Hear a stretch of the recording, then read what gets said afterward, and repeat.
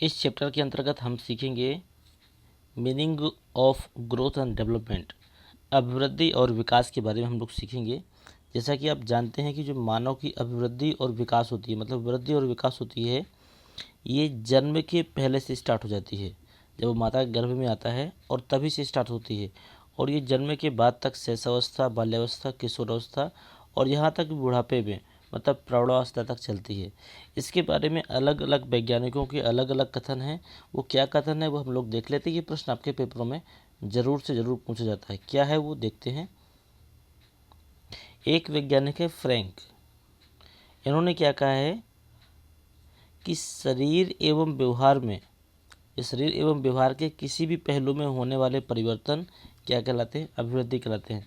बस शरीर एवं व्यवहार में, जैसे बच्चा छोटा होता है तो उसकी कुछ हरकतें अलग होती हैं, थोड़ा सा बड़ा होता है, कुछ समझदार हो जाता है तो वो उन चीज़ों को छोड़ता है, कुछ नई चीज़ें सीखता है।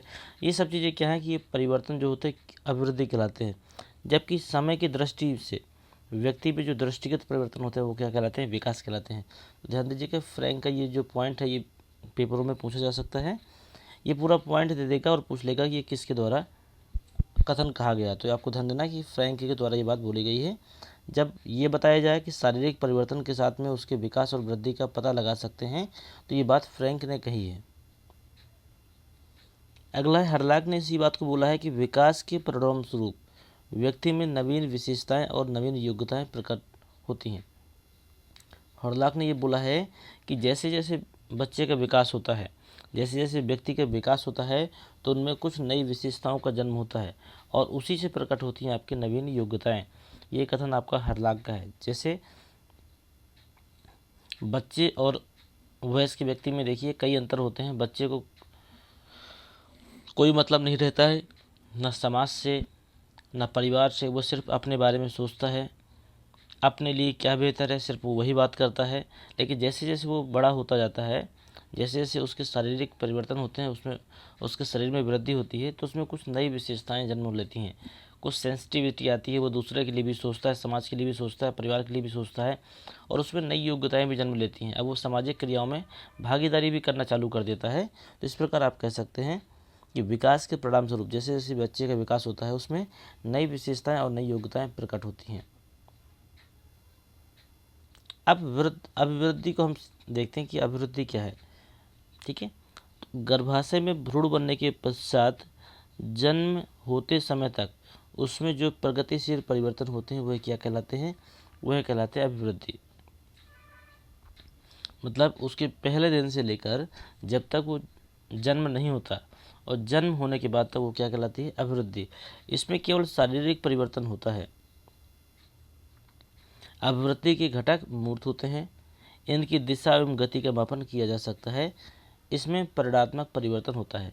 अब गति एवं दिशा का मतलब समय फिक्स है, आपको भी पता है और सभी जानते हैं कि नॉर्मल अगर बच्चे का जन्म होता है तो 9 माह का समय लेता है। इसमें ऐसा नहीं कि कोई 15 में, कोई 20 में, कोई 8 में, कोई 5 में, कुछ ऐसा ऐसा नहीं है। तो आपको भी पता है कि उसमें दिशा एवं गति का मापन किया जा सकता है। ठीक है, तो यहाँ पर जो विकास होता है वो सिर्फ अभिवृद्धि होती है।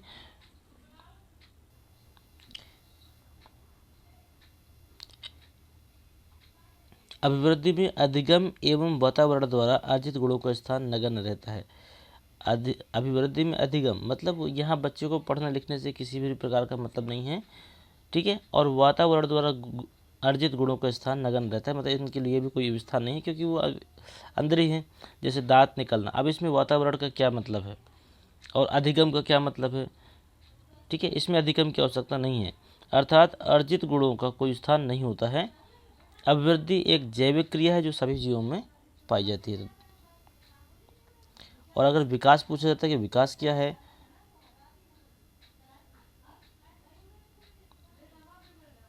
विकास क्रम में प्राणी के शारीरिक एवं मानसिक पक्ष में जो कुछ भी प्रगतिशील परिवर्तन होता है उसे हम कहते हैं विकास क्रम में। ये कह सकते हैं प्राणी के शारीरिक तथा मानसिक पक्ष में, ध्यान दीजिएगा, शारीरिक भी और मानसिक में भी जो परिवर्तन होते हैं उसे हम क्या कहते हैं?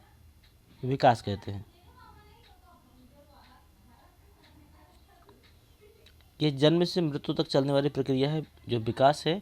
अभिवृद्धि एक समय के बाद रुक जाती है। अगर आप सोचें कि बालक ने 1 वर्ष में 2 इंच बढ़ा है, 2 वर्ष में 4 इंच बढ़ा है। अगर आप इस रेशियो से जोड़ें तो आने वाले 60 सालों में कम से कम वो 20 फुट का हो जाएगा। ठीक है, लेकिन ऐसा नहीं होता। आप भी जानते हैं कि एक 5, 5.5 फुट, 6 फुट एक मैक्सिमम हाइट इस समय मानी गई है, और बालक की वृद्धि कहीं ना कहीं वहाँ से होकर रुक जाती है।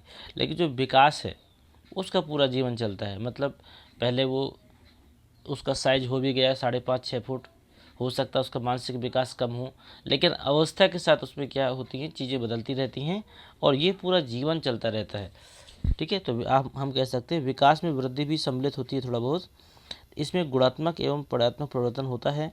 व्यक्ति का विकास 2 तथ्यों मतलब वंशानुक्रम और वातावरण पर आधारित होता है। ये पूछा जा सकता है कि विकास के 2 प्रमुख तत्व कौन कौन से, तो ध्यान दीजिए कि वंशानुक्रम और वातावरण।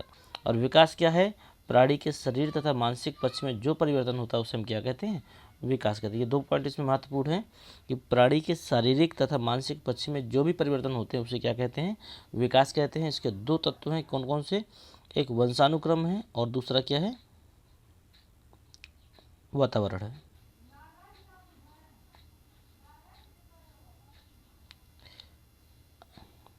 अगला देखिए, इसमें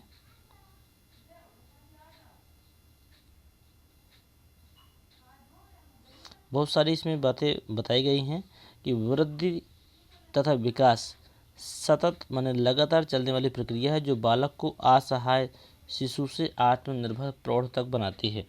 मतलब वृद्धि एवं विकास तब तक लगातार एक साथ चलती हैं जब तक बालक एक असहाय स्थिति से, असहाय का मतलब क्या है, स्टार्टिंग में आप भी देखते हैं कि बच्चा सिर्फ पड़ा रहता है, फिर खिसकना चालू करता है, धीरे धीरे रेंगना चालू करता है, फिर चलना चालू करता है, फिर दौड़ना चालू करता है। आप एक इस शिशु की एक ऐसी स्थिति देखते हैं, और वही शिशु 10 से 15 सालों बाद एक ऐसा वयस्क बन जाता है जो कई से लड़ने की क्षमता रखता है, अपने आप में एक मतलब कह सकते हैं कि आत्मनिर्भर हो जाता है, सोच सकता है, समझ सकता है, पढ़ सकता है, किसी को सलाह दे सकता है। ये सब चीज़ें क्या होती हैं जो बालक को क्या करती हैं, असहाय से आत्मनिर्भर तक बनाती हैं। ये कौन सी प्रक्रिया है, इसमें वृद्धि और विकास दोनों शामिल हैं। ठीक है, इसमें कुछ चीज़ें और भी हैं कि विकास के सिद्धांत जो हैं, विकास के सिद्धांत निम्नवत हैं जिनसे विकास की क्रिया नियंत्रित रहती है। विकास के कौन कौन से सिद्धांत हैं, एक होता निरंतरता का सिद्धांत, हालांकि ये चीज़ें पूछी नहीं गई हैं लेकिन फिर भी देख लीजिए। व्यक्तिगतता का सिद्धांत, विकास की दिशा का सिद्धांत, चक्राकार प्रगति का सिद्धांत, परस्पर संबंध का सिद्धांत,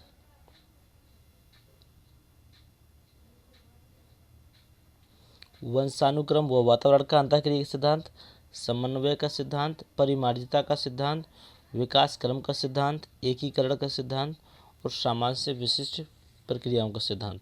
तो ये सभी विकास के सिद्धांत के अंतर्गत आपके होते हैं।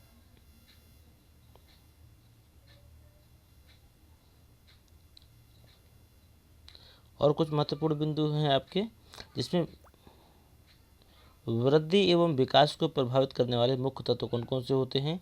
वृद्धि एवं विकास को प्रभावित करने वाले, पौष्टिक भोजन। देखिए, इसका एक शिशु के जीवन काल में बहुत बड़ा महत्व है, क्योंकि अगर शिशु पौष्टिक भोजन करता है तो उसका विकास अच्छा होता है, उसकी वृद्धि अच्छी होती है शरीर की। संस्कृति, जिस संस्कृति में रहेगा, जैसे माहौल में रहेगा, उस बच्चे का जो हाव भाव व्यवहार होगा उसी तरीके हो जाता है। परिवार में स्थान, बुद्धि का भी विशेष महत्व है। अंतःस्रावी ग्रंथियाँ, इसका भी विशेष महत्व है। वंशानुक्रम, इसका भी महत्व है। और वातावरण, ये सभी महत्वपूर्ण बिंदु हैं जो कहीं ना कहीं वृद्धि और विकास को प्रभावित करते हैं। तो ये पॉइंट आपका महत्वपूर्ण है कि वृद्धि एवं विकास को प्रभावित करने वाले महत्वपूर्ण बिंदु कौन कौन से हैं।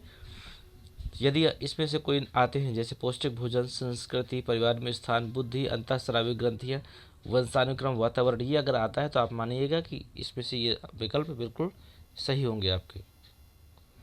ये प्रश्न आपके परीक्षाओं में ज़रूर पूछा जाता है कि शैशवावस्था का समय कितना होता है। यह आपका जन्म से 6 वर्ष का होता है। बाल्यावस्था का समय भी पूछा गया है, 6 से 12 अवस्था का।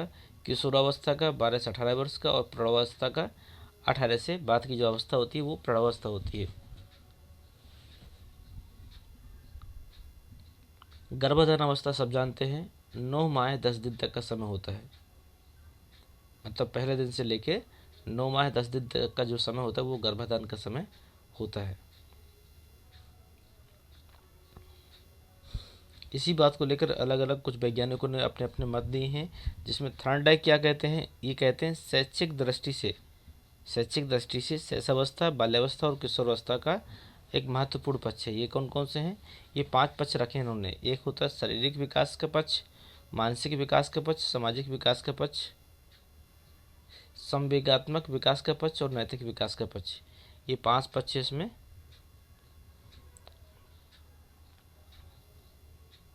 इसके बाद में ये आपकी परीक्षा की दृष्टि से महत्वपूर्ण है। अधिगम पूछ लेता है किसे कहते हैं, बच्चे अधिगम नहीं समझते हैं क्या किसे कहते हैं। तो अधिगम से तात्पर्य वातावरण के साथ सामंजस्य स्थापित करना है, ठीक है। या फिर आप कह सकते हैं अर्जित गुणों को प्राप्त करना, वही क्या कहलाता है, अधिगम कहलाता है। अर्जित गुणों को प्राप्त करना अधिगम कहलाता है। या फिर वातावरण के साथ सामंजस्य स्थापित करना, ये भी आपका अधिगम है।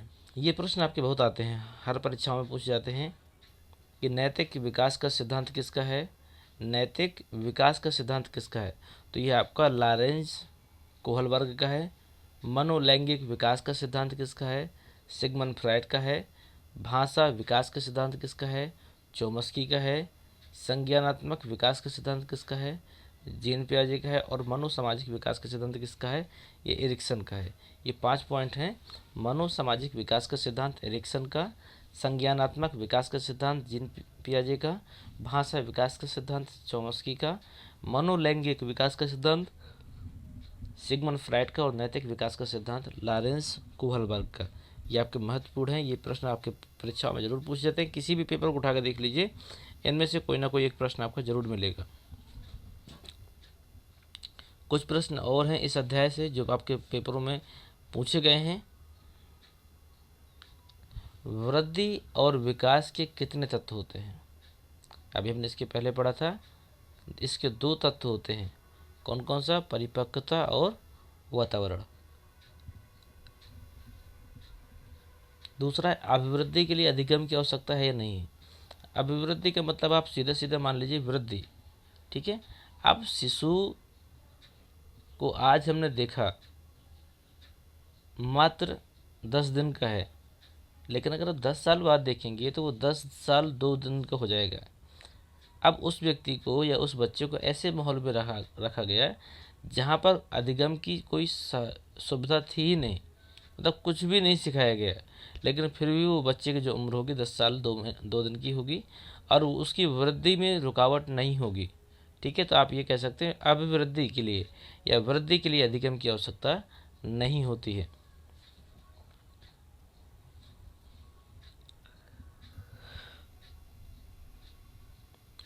व्यक्तिगत मापन के लिए मनोलैंगिक सिद्धांत किसने दिया, व्यक्तिगत मापन के लिए तो ये आपका सिगमंड फ्रायड ने दिया था। व्यक्तिगत मापन के लिए मनोलैंगिक सिद्धांत किसने दिया था, इस सिगमंड फ्रायड ने दिया था। और नैतिक विकास के 3 स्तर हैं, नैतिक विकास के 3 स्तर है, कौन कौन से हैं, और 7 सोपान। ये आपका सिर्फ एक ही पॉइंट आता है कि नैतिक विकास के सिद्धांत और 7 सोपान का सिद्धांत किसने दिए थे, ये लॉरेंज कोहलबर्ग इसके भी थे।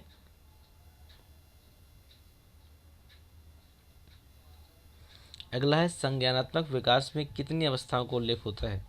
तो संज्ञानात्मक अवस्था में 4 अवस्थाओं का उल्लेख होता है। नंबर 1 है संवेगात्मक, पूर्व संक्रियात्मक, मूर्त अवस्था और औपचारिक अवस्था, ठीक है। ये 4 अवस्थाएं हैं, वो इसे पूछी नहीं जाती हैं, पूछी जाए तो आपको ध्यान रखना है कि संवेगात्मक, पूर्व संक्रियात्मक, मूर्त और औपचारिक, ये 4 अवस्थाएं हैं जो संज्ञानात्मक विकास के अंतर्गत में आती हैं, जिनका उल्लेख जीन पियाजे ने किया है। अब देखिए प्रश्न आते हैं। अध्याय कुछ बहुत बड़ा नहीं था, लेकिन बताना इसलिए ज़रूरी था कि उससे कहीं ना कहीं आप कुछ पॉइंटों को सीख सकते हैं और उसके द्वारा आप पॉइंटों को सीखकर प्रश्नों के उत्तर आसानी से दे सकते हैं। हम भी आपको सिर्फ विकल्प बताकर बता सकते हैं, लेकिन ध्यान दीजिए कि जब तक चैप्टर का ज्ञान नहीं होगा, थोड़ी बहुत जानकारी नहीं होगी, तब तक विकल्पों में आनंद आने वाला नहीं है। तो अब पहला प्रश्न को पढ़िए, ध्यान दीजिए क्या होगा। वृद्धि एवं विकास है, क्या है? एक दूसरे के पूरक हैं, एक दूसरे के समान हैं, एक दूसरे के विरोधी हैं, कोई नहीं है। ये तो हो नहीं सकता, ये भी नहीं हो सकता है, क्योंकि अगर बच्चा बड़ा ही नहीं होगा तो उसका विकास कहाँ से होगा। ध्यान दीजिएगा, यदि बच्चे की उम्र 10 वर्ष हो गई लेकिन अभी भी वह साइज में मात्र थोड़ा ही बड़ा हुआ है जन्म के बाद, तो मान के चलिए कि उसका विकास रुक जाएगा। ठीक है, तो ये एक दूसरे के विरोधी भी नहीं हो सकते हैं। एक दूसरे के समान, जब इनको अलग अलग हम लोग बोलते हैं वृद्धि एवं विकास, तो आप भी जानते हैं कि एक दूसरे के समान नहीं हो सकते हैं, तो विकल्प आपका ये सही होगा। कैसे आप अनुमान लगा सकते हैं आपके, ध्यान दीजिएगा, वृद्धि एक निश्चित समय अंतराल के बाद रुक जाती है, लेकिन विकास पूरा जीवन चलने वाली प्रक्रिया है। विकास पूरा जीवन चलने वाली प्रक्रिया है, इसलिए हम कह सकते हैं। लेकिन कुछ समय तक तो ये थे, अब पूरा किस लिए हैं, क्योंकि इन्होंने एक दूसरे का सपोर्ट किया, तो हम कह सकते हैं एक दूसरे के पूरक हैं। अगला प्रश्न है आपका, देखिए अगले प्रश्न में कहता है बाल विकास का निर्धारण किया जाता है। बाल विकास का निर्धारण कैसे किया जाता है? बालक की वंशानुगत संरचना पर, या बालक संबंधी वंशानुगत तथा वातावरण दोनों की जटिल संरचनाओं पर, या बालक संबंधी वातावरणीय प्रभाव पर, या कोई नहीं। तो ध्यान दीजिएगा, कोई नहीं तो होगा नहीं, इसको पहले अलग कर दीजिए। बालक संबंधी वातावरणीय प्रभाव पर, तो वातावरणीय प्रभाव भी नहीं हो सकता है, क्योंकि इसमें हम लोग को क्या करना है, बाल विकास का निर्धारण करना है। इसमें वातावरण के प्रभाव कह रहा, तो ये तो होगा नहीं, इन दोनों में से कोई एक है। ठीक है, तो अगर सिर्फ अकेले वातावरण कहता है तो नहीं हो सकता है, अकेले वंशानुगत कहता है तो भी हम नहीं कर सकते हैं। हमने इसके पहले आपको बताया था, ये दो चीज़ों पर निर्भर करता है। ठीक है, तो इसमें वंशानुगत और वातावरण दोनों संरचनाएं शामिल होंगी, तभी हम उसके बाल विकास का निर्धारण कर सकते हैं। वंशानुगत और वातावरण दोनों की जटिल संरचनाएं होंगी, तभी हम उसका निर्धारण कर सकते हैं। जो जन्म से लेकर मृत्यु तक चलने वाली प्रक्रिया है उसे क्या कहते हैं?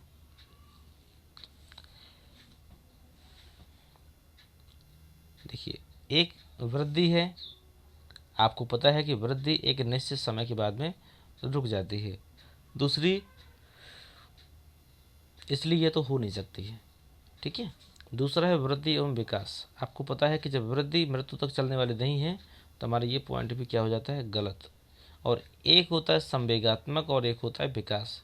तो आपको अभी अभी कुछ समय पहले बताया गया था कि विकास एक ऐसी प्रक्रिया होती है, ठीक है, कि वृद्धि के रुकने के बाद भी वो लगातार चलती रहती है। तो यहाँ पर विकल्प हमारा क्या होगा, बी नंबर बिल्कुल सही होगा। अगला प्रश्न है, मानव कोशिका में गुणसूत्र पाए जाते हैं। मानव कोशिका में कितने गुणसूत्र पाए जाते हैं? मानव कोशिका में 23 जोड़े गुणसूत्र होते हैं। ठीक है, तो इसको मत कर दीजिए, कई बच्चे इसी को कर देते हैं। ठीक है, तो इतना तो ये है और ना ये दोनों हैं, 23 जोड़े होते हैं। और 23 जोड़े के मतलब 23 दूनी 46 गुणसूत्र। यहाँ पर जोड़े नहीं पूछे गए हैं, अगर जोड़े पूछे जाते तो 23 लगाते आप, लेकिन यहाँ पर कितने गुणसूत्र पाए जाते हैं, तो आपके 46 गुणसूत्र पाए जाते हैं। वर्तमान में मनोविज्ञान है, वर्तमान में मनोविज्ञान है, क्या है मनोविज्ञान? वर्तमान में मनोविज्ञान को क्या बोला गया, मस्तिष्क का विज्ञान।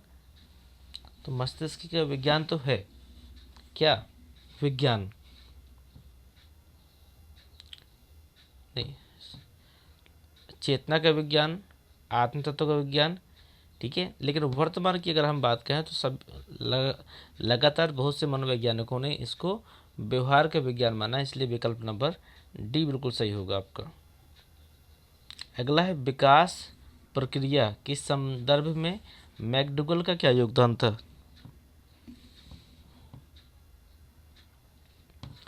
मैकडूगल का क्या योगदान था? सील गुण सिद्धांत, शारीरिक विकास का अन्वेषण, शारीरिक रचना का सिद्धांत। ठीक है, तो आप आपको अपने इसके पहले अध्याय में बताया था भी, इन्होंने 14 मूल व्यवहार के जो विश्लेषण किए थे, 14 पॉइंट उन्होंने दिए थे। तो इसमें विकल्प नंबर आपका सी बिल्कुल सही होगा। अगला है बालक के विकास की प्रक्रिया एवं विकास। बालक के विकास की प्रक्रिया एवं विकास कब से प्रारंभ होता है? विकास की प्रक्रिया का मतलब अभिवृद्धि से है, तो अभिवृद्धि एवं विकास कब से प्रारंभ होता है? तो ये हम बता दें आपको, जन्म के पूर्व से चालू होता है। इसकी एक कहानी भी आपने सुनी होगी कि अभिमन्यु जब गर्भ में था तभी उसने कुछ विद्याएं सीख ली थी। तो इस प्रकार आप अभी भी सुनते होंगे कि जन्म के पहले 3 माह के बाद बच्चे ध्वनि को सुनने लगते हैं, मतलब कुछ ध्वनियाँ वो सुन सकते हैं। तो इसलिए ज़्यादातर माताएं कहती हैं कि ऐसे समय पे अच्छी बातें करनी चाहिए। ठीक है, इसका मतलब कि क्या चालू हो गया, उसका विकास कहीं ना कहीं स्टार्ट हो चुका है उसका। अगला अभिवृद्धि है। अभिवृद्धि क्या है? अभिवृद्धि एक अधिगम है? नहीं है। अभिवृद्धि जन्मजात है? जन्मजात कभी नहीं हो सकती है।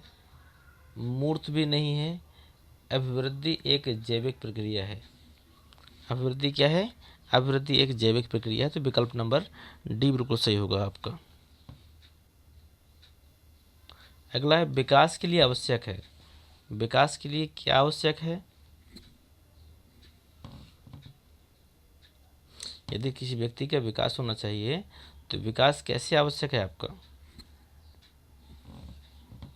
देखिए, विकास के लिए अधिगम की आवश्यकता तो होती है, ठीक है, और विकास के लिए हमें अच्छे वातावरण की भी आवश्यकता होती है।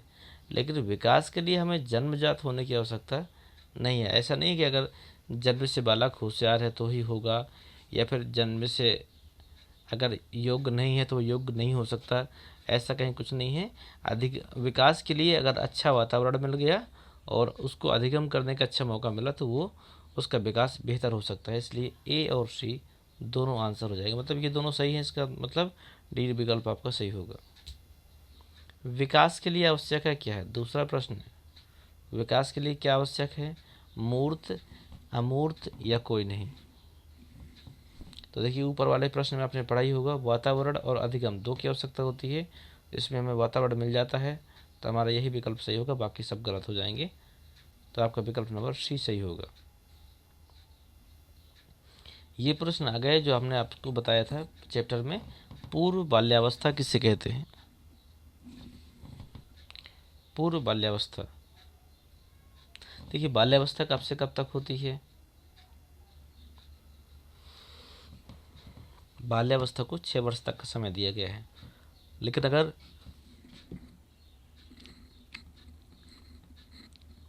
इसी बाल्यावस्था के दो भाग किए जाएं, अगर आपसे पूछा जाए कि पूर्व बाल्यावस्था किसे कहते हैं, तो बाल्यावस्था से पहले का समय जो है, जन्म से लेकर 3 वर्ष का समय, जन्म से लेकर जो 3 वर्ष का समय होता है, इसी को हम लोग पूर्व बाल्यावस्था कहते हैं।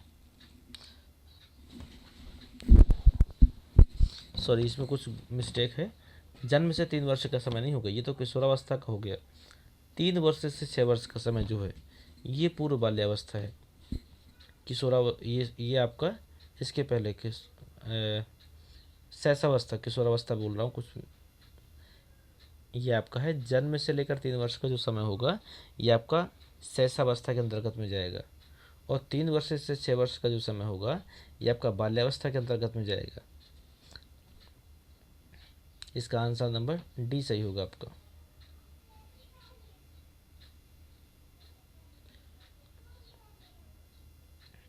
पीनियल ग्रंथि से विकास होता है। पीनियल ग्रंथि से विकास होता है किसका? पीनियल ग्रंथि से देखिए शिक्षा का विकास तो हो नहीं सकता है, ठीक है। ग्रंथियों से समाज का विकास होने लगे तो बहुत बड़ी बात हो गई। नैतिकता का भी नहीं होता है। पीनियल ग्रंथि मस्तिष्क में पाई जाती है, इसलिए विकास कहाँ का होगा? मस्तिष्क का होगा। इसलिए इसका विकल्प नंबर डी बिल्कुल सही होगा आपका। शरीर की लंबाई बढ़ना क्या है? विकास है, अभिवृद्धि है, अमूर्त है या कोई नहीं है। तो हमने बताया था कि एक निश्चित समय के बाद शरीर की वृद्धि रुक जाती है, इसका मतलब लंबाई बढ़ना क्या है, अभिवृद्धि का उदाहरण है। तो इसमें विकल्प नंबर बी सही होगा। इसमें विकास के कितने पक्ष होते हैं? विकास के कितने पक्ष होते हैं? विकास के 5 पक्ष होते हैं। चैप्टर में आपने पढ़ा भी है। विकास की कितनी अवस्थाएं होती हैं? इसकी 5 ही अवस्थाएं भी होती हैं आपके विकास की। परिपाल काल, परिपाल परिपाल काल किसे कहते हैं?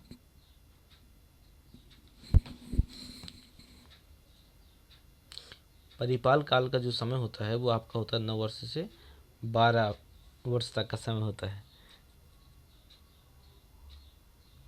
ये जो आपका किशोरावस्था का समय होता है, बाल्यावस्था का, सॉरी, किशोरावस्था तो 12 के ऊपर निकल जाएगी। जो बाल्यावस्था का समय होता है उसी को हम परिपाक काल भी कहते हैं। तो 9 वर्ष से 12 वर्ष का जो समय होता है ये आपका बाल्यकाल का समय होता है, इसी को हम लोग परिपाक काल भी कहते हैं। और 12 वर्ष से जो ऊपर का समय होता है वो होता है आपका किशोरावस्था का होता है, और इसके बाद में प्रौढ़ावस्था का होता है। अगला है आपका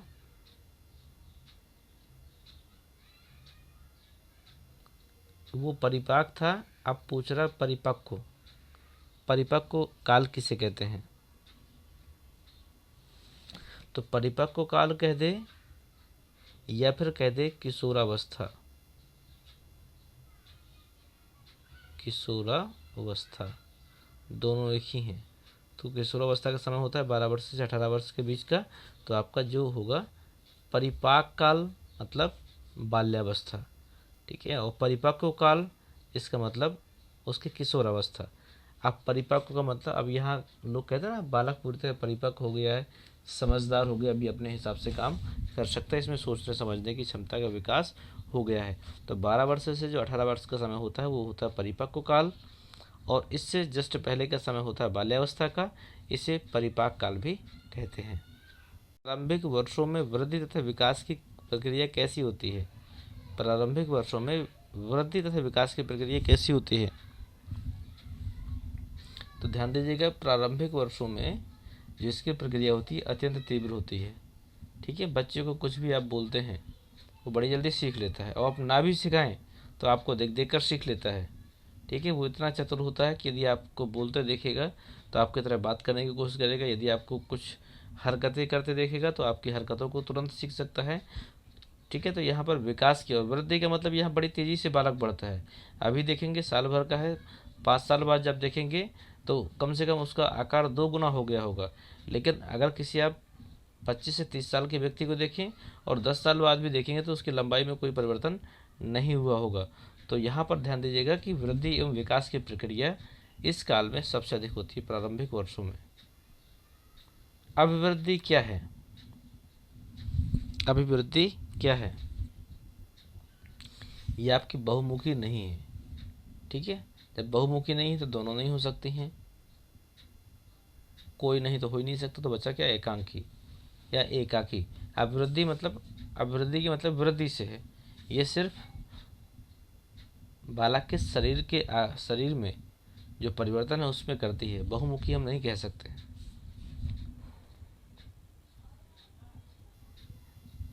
विकास क्या है? जब वो एकाकी है तो ये भी कैसी होगी? एकाकी ही होगी, ठीक है। लेकिन यहाँ पर कई किताबों में इसको बहुमुखी प्रक्रिया माना गया है विकास को।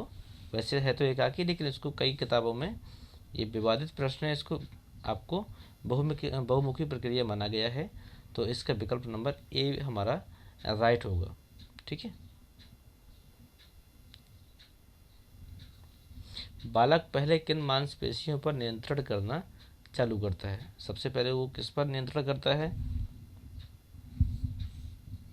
आप देखते होंगे उंगलियों को खोलता है, बांधता है, ठीक है। इसके बाद हाथों को झटपटाता है, इसके बाद में पैर का करता है। तो तो आप उंगलियां करें या हाथ करें तो बात तो एक ही है, वो हाथी के अंतर्गत में आ जाता है। सबसे पहले बालक का, ठीक है, हाथ और पैर, इस पर नियंत्रण बहुत तेज़ी से होता है। इसमें तीनों में कौन सा है या फिर चौथा हो सकता है, बताइए जल्दी से। तो ध्यान दीजिएगा, स्टार्टिंग पॉइंट में बालक के जो हाथ और पैर, इस पर वो नियंत्रण करता है, पटकता है, मारता है, ठीक है, इस तरह की हरकतें करता है। और इसके बाद में कुछ समय के बाद में क्या करता है, फिर वो पकड़ने की भी कोशिश करता है। तुरंत पकड़ने की कोशिश नहीं करता है, लेकिन पहले उसका हाथ और पैर पर नियंत्रण अधिक रहता है, लेकिन इसके बाद में धीरे धीरे उसकी उंगलियों पर भी पकड़ बनने लगती है। तो यहाँ पर हमारे विकल्प नंबर बी और सी दोनों सही हैं, इसलिए हमारा विकल्प नंबर डी बिल्कुल सही हो जाएगा, क्योंकि इसी में आंसर दिया है।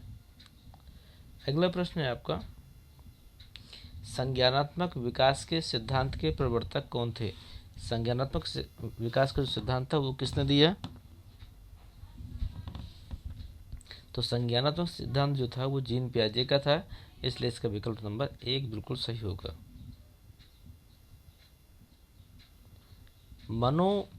मनोविश्लेषणात्मक सिद्धांत के प्रवर्तक कौन थे?